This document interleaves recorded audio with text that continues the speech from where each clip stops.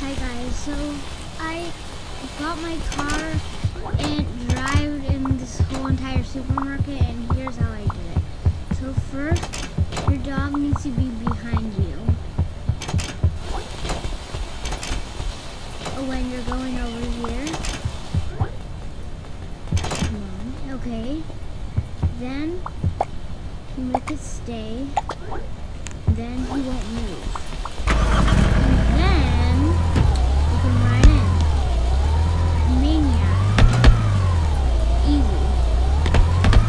Now if you don't have a dog, you can go watch my video. It's about the pet update. I play it so you can see what happens.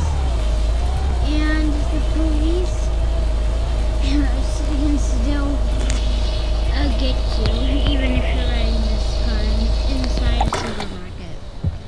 Only if you block